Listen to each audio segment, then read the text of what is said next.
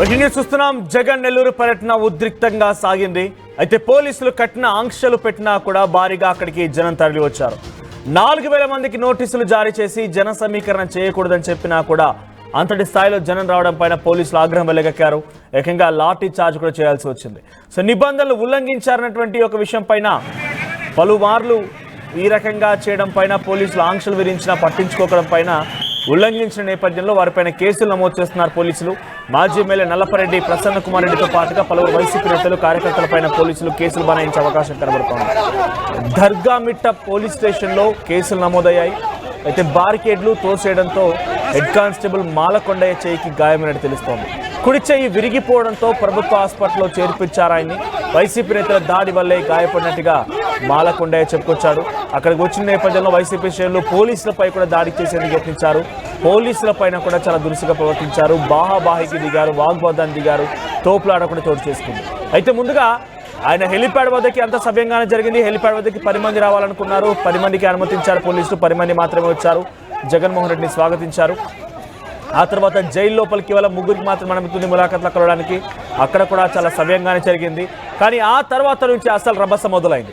జగన్మోహన్ రెడ్డి నెల్లూరు జైల్లో మాజీ మంత్రి కాకాని గోవర్ధన్ని కలిసిన తర్వాత అటు పిమ్మట మాజీ ఎమ్మెల్యే నల్లపరెడ్డి ప్రసన్న కుమార్ రెడ్డి నివాసానికి వెళ్లేందుకు షెడ్యూల్లో ఫిక్స్ చేసి ఉంచారు. సో ఆయన నివాసానికి వెళ్ళేటువంటి దారిలో ఒక రసాభాస చోటు చేసుకుంది. అక్కడ మొదలైంది కథ. అసలు కథ అక్కడ షురు అయింది. అక్కడి నుంచి ఇక రసాభాస మొదలై బాహాబాహికి దిగడాలు, వైసీపీ కార్యకర్తలు కూడా పోలీసుల పైన దాడి చేయడాలు, పోలీసులు కూడా లాఠీ చార్జ్ చేయడాలు, ఏకంగా నల్లపరెడ్డి ప్రసన్న కుమార్ రెడ్డి పైన కూడా దాడి చేసే పరిస్థితి కూడా కనిపించింది.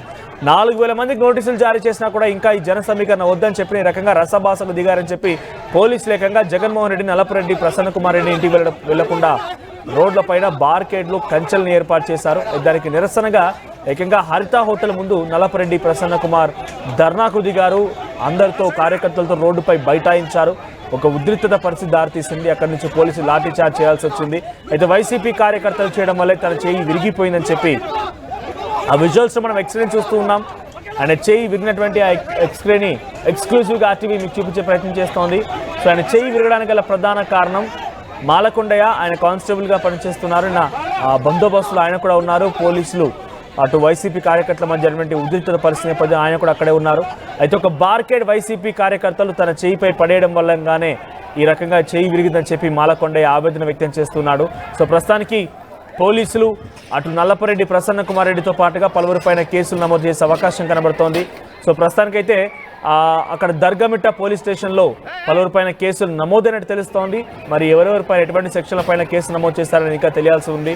సో అక్కడ ఆసుపత్రి బెడ్ పైన మాలకొండయ్య చికిత్స పొందుతున్నటువంటి విజువల్స్ మనం చూస్తూ ఉన్నాము. సో కానిస్టేబుల్ చేయి కూడా విరిగింది. అంటే గతంలో ఏకంగా ఒక మనిషి మరణించాడు, ఇప్పుడు చేయి విరిగింది. జగన్మోహన్ రెడ్డి పర్యటన అంటేనే పోలీసులకి చుక్కలు కనబడుతున్నాయి. ప్రజలు కూడా, సామాన్య ప్రజలు కూడా ప్రాణాలు కోల్పోతున్నారు. మరి ఒక సామాన్యమైనటువంటి పర్యటన కాకుండా ఇంత ఉధృత దారి తీయడము, ఏకంగా ప్రాణాలు కోల్పోవడము, చేతులు విరిగిపోవడము, కాళ్ళు విరిగిపోవడం, ఇది పర్యటనకు సంబంధించినటువంటి అంశమా? ఒక పర్యటన ఇంత ఉధృతలు దారితీస్తుందా? ఒక పర్యటన ఇంతటి దారుణాలకి ఒడిగడుతుందా? వైసీపీ కార్యకర్తలైనా కనీసం కొంత ఆచితూచి వ్యవహరించాల్సింది. వారు కూడా శృతిమించిపోయి డైరెక్ట్గా దాడులు చేయడాలు, మరి రసాభాసకు దారితీయడాలే ఇటువంటి పరిస్థితి దారితీస్తూ ఉన్నాయి. ఏదేమైనా గత పర్యటన మనం చూస్తాం. గత పర్యటనలో ఏకంగా ఒక మనిషి మరణించాడు. స్వయంగా జగన్మోహన్ రెడ్డి ప్రయాణిస్తున్నటువంటి ఆ కారు కింద పడిపోయి ఆయన చనిపోయినట్టుగా మనం చూస్తున్నాం. సో ఇప్పుడు మరొక కానిస్టేబుల్ కూడా ఈ రకంగా ఆయన పర్యటనలో గాయపడిపోయి ఆసుపత్రిలో చికిత్స పొందుతున్నాడు. ఒకసారి ఆ కానిస్టేబుల్ ఆసుపత్రి బెడ్ పై నుంచి మాట్లాడుతున్నాడు. ఆయన ఏం మాట్లాడుతున్నాడో చూద్దాం.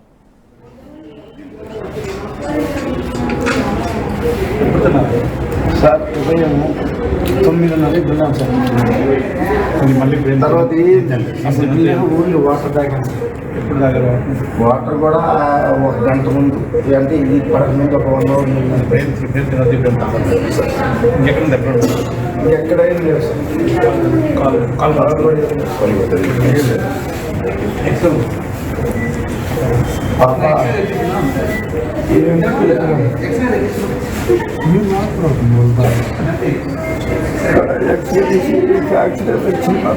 చిన్న ఫ్యాక్టరీ లాగా ఉంటే కట్టు కడుతున్నారు.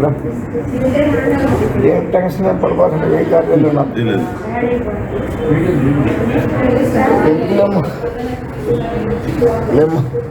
హలో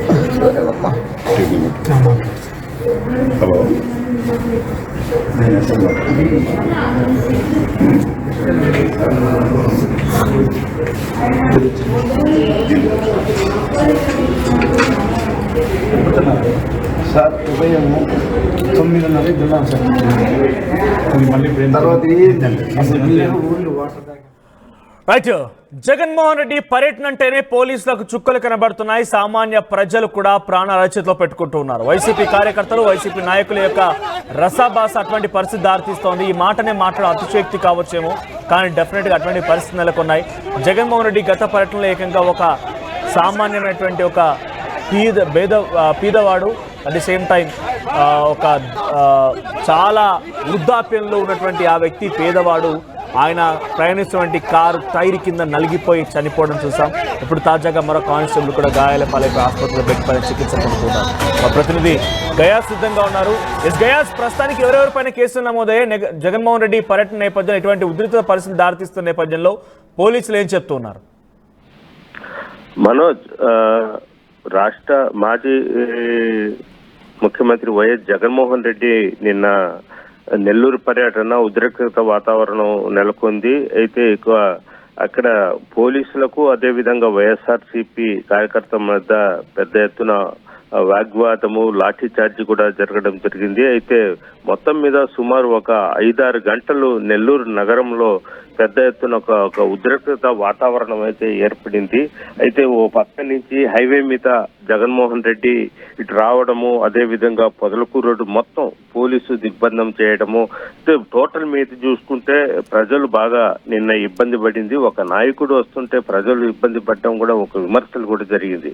అయితే ప్రధానంగా జగన్మోహన్ రెడ్డి వచ్చే సందర్భంగా మాజీ ఎమ్మెల్యే నల్లపరెడ్డి శ్రీనివాస్, ప్రసన్న కుమార్ రెడ్డి ఇంటి సమీపంలో హరిత హోటల్ ఉంది. ఆ హరిత హోటల్ వద్ద పెద్ద ఎత్తున 12 ఆ ప్రాంతంలో పెద్ద ఎత్తున వైఎస్ఆర్సీపీ కార్యకర్తలు, అదేవిధంగా నాయకులు మొత్తం అక్కడ చేరిపోవడం జరిగింది. అయితే వాళ్ళని నల్లపరెడ్డి ప్రసన్న కుమార్ రెడ్డి ఇంటి వైపు రావడానికి వాళ్ళు ప్రయత్నం చేశారు. అయితే పోలీసులు అడ్డుకున్నారు. రాకూడదు, కేవలము 100 మందికి మాత్రమే మేము అనుమతి ఇచ్చి ఉన్నాము, అదేవిధంగా 34 యాక్ట్ అమల్లో ఉంది, మీరు గుంపులు ఉండకూడదు అని కూడా వాళ్ళు చెప్పడం జరిగింది. అయితే ఈ విషయం తెలుసుకున్న నల్లపరెడ్డి ప్రసన్న కుమార్ రెడ్డి అక్కడ రావడం జరిగింది. వచ్చిన తర్వాత పోలీసులకు అదేవిధంగా నల్లపరెడ్డి ప్రసన్న కుమార్ రెడ్డి మధ్య కొంత వాగ్వాదం జరిగింది. అట్లా మాట పెరిగి ఒక్కసారిగా లాఠీ చార్జీ చేయడం జరిగింది. వైఎస్ఆర్సీపీ కార్యకర్తలు కూడా పోలీసుల మీదకు దురుసుగా వ్యవహరించడం జరిగింది. అయితే ఈ నేపథ్యంలోనే కొండయ్య అనే హెడ్ కానిస్టేబుల్, అతను కావుల్లో పనిచేస్తాడు, డ్యూటీ నిమిత్తం నిన్న వచ్చాడు. అయితే అతనికి కుడి చేయి ఫ్రాక్చర్ అవ్వడంతో వెంటనే అతన్ని ఆసుపత్రికి తరలించడం జరిగింది. అయితే ఒక చేయి ఫ్రాక్చర్ అవ్వడంతో అతనికి వాళ్ళ కుటుంబ సభ్యులు కూడా ఆవేదన వ్యక్తపరుస్తున్నారు. అయితే వైఎస్ఆర్సీపీ నేతలు, కార్యకర్తలు తమపై దాడి చేశారు, ఒక కావాలనే చేశారన్నట్టు కూడా మాల్కొండ అయితే చెప్తున్నాడు. మొత్తం మీద చూసుకుంటే పోలీసులు సైతము విధి నిర్వహణ ఉన్న వాళ్ళ మీద చేయి చేసుకోవడం కూడా కరెక్ట్ కాదు అని కూడా ఇది చేస్తున్నారు. అయితే దీనికి ప్రధాన కారణము నల్లపరెడ్డి శ్రీనివాసరెడ్డి అని పోలీసులు సైతం చేస్తున్నారు. ఇందులో భాగంగానే దర్గామిట్ట పోలీస్ స్టేషన్ లో నల్లపరెడ్డి ప్రసన్న కుమార్ రెడ్డి, అదేవిధంగా వైఎస్ఆర్సీపీ నెల్లూరు సిటీ బొప్పల శ్రీనివాస్ యాదవ్, అతను కార్పొరేటర్, అదేవిధంగా ప్రభాకర్ తో పాటు సుమారు 15 మంది మీద పోలీసులు నాన్ బెయిలబుల్ కేసులు అయితే నమోదు చేశారు. అయితే ఎవరు వీళ్ళు ముగ్గురు కాకుండా ఇంకా ఎంతమంది అనేది కూడా మనకు తెలియాల్సి ఉంది. పోలీసులు పెట్టిన డ్రోన్ కెమెరాల సహకారంతో ఎవరెవరు అక్కడ దాడి చేశారు, ఎవరెవరు చేతుల్లో కర్రలు ఉన్నాయి, ఇవన్నీ పరిశీలించి కేసులు అయితే నమోదు పరుస్తున్నారు. అయితే ఆ జాబితాను అంటే ఎఫ్ఐఆర్ కాపీని కూడా 11 గంటల ప్రాంతంలో మీడియాకు కూడా ఇచ్చే అవకాశాలు ఉన్నాయి. అయితే మరోపక్క పోలీసులు నెల్లూరు నగరాన్ని పూర్తిగా నిర్బంధించి వైఎస్ఆర్సీపీ కార్యకర్తలకు అనవసరంగా లాఠీ చార్జ్ చేసి కొట్టారు, తిట్టారు అని కూడా వైఎస్ఆర్సీపీ నాయకులు కూడా చెప్తున్నారు. అంటే ఈ ఘటన మీద కూడా మరికొద్ది సేపట్లో మాజీ మంత్రి అనిల్ కుమార్ యాదవ్ కూడా మీడియా ముందు మాట్లాడే అవకాశాలు కూడా ఉన్నాయి. మొత్తం మీద చూసుకుంటే ఈ విషయము నెల్లూరు నగరంలో నిన్న జగన్మోహన్ రెడ్డి వచ్చిపోయిన తర్వాత ఇటు తెలుగుదేశం పార్టీ ఇటు వైఎస్ఆర్సీపీ మధ్య మాత్రము పెద్ద ఎత్తున ఒక వార్ అయితే జరుగుతుంది అనుకోవచ్చు. అయితే ప్రసన్న కుమార్ రెడ్డి మీద మాజీ మంత్రి నల్లపరెడ్డి ప్రసన్న కుమార్ రెడ్డి మీద, అదేవిధంగా వైఎస్ఆర్సీపీ సిటీ ఇన్ఛార్జి బొప్పల శ్రీనివాస్ యాదవ్, ప్రభాకర్ మీద మాత్రం ప్రజెంట్ వాళ్ళ పేర్లు మాత్రమే వినిపిస్తున్నాయి. ఇంకా 15 మంది మీద నాన్ బెయిలబుల్ కేసు నమోదైనట్లు కూడా పోలీసులు అయితే చెప్తున్నారు. మనోజ్, రైట్. సో ఆ వారిపైన పోలీసు ఎటువంటి చర్యలు తీసుకునే అవకాశం ఉంది? ఈరోజు ఆ కేసులు నమోదైనటువంటి నేపథ్యంలో మనం అరెస్ట్ చేసే అవకాశం ఉందా? వారి నోటీసులు సర్వ్ చేస్తారా? పోలీసులు ఏం చెప్తున్నారు?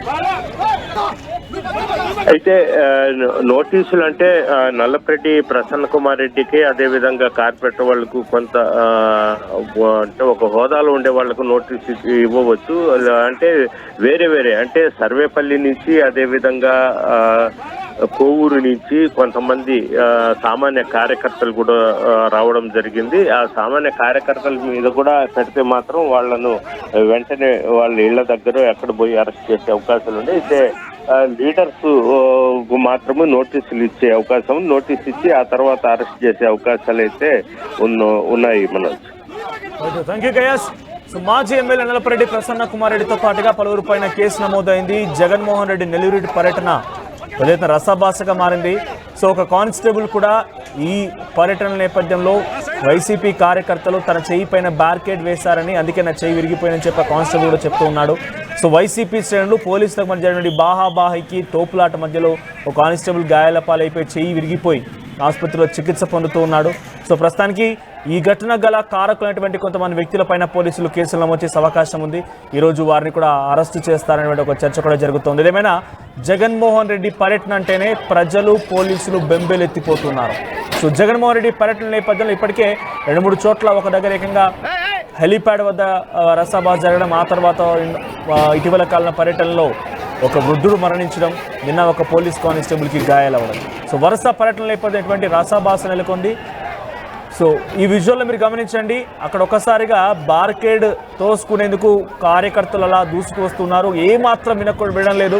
కార్యకర్తల యొక్క అత్యుత్సాహమే ఆ కానిస్టేబుల్కి గాయాలన్నట్టుగా చాలా క్లియర్ అర్థమవుతోంది. ఒక కానిస్టేబుల్కి డైరెక్ట్గా అక్కడ మీరు చూడండి, ఆ విజువల్స్లో బార్కేడ్ కుప్పకూలిపోయింది. ఆ బార్కేడ్ కిందే ఆ కానిస్టేబుల్ చెయ్యి ఇరుక్కుపోయింది. అక్కడ కానిస్టేబుల్ గాయాలనడానికి ఈ విజువలే కారణం. సో ఇక్కడ ఆ కానిస్టేబుల్కి ప్రస్తుతానికి ఆసుపత్రికి తరలించారు. సో ఈ సంఘటనలోనే పోలీసులు కూడా లాఠీ చార్జ్ చేయాల్సి వచ్చింది. ఇంతటి అత్యుత్సాహమా, ఇంతటి ఒక కట్టలు తెగేటువంటి అత్యుత్సాహమా? సో ఇవన్నీ కూడా ప్రస్తుతం ప్రజల్ని బెంబేలెత్తిస్తున్నాయి. సో జగన్మోహన్ రెడ్డి పర్యటనల పైన మీ అభిప్రాయం ఏంటి? అక్కడ జరిగేటువంటి ఈ ఉద్రిక్తత పరిస్థితుల పైన మీ అభిప్రాయం ఏంటి? కామెంట్ చేయండి.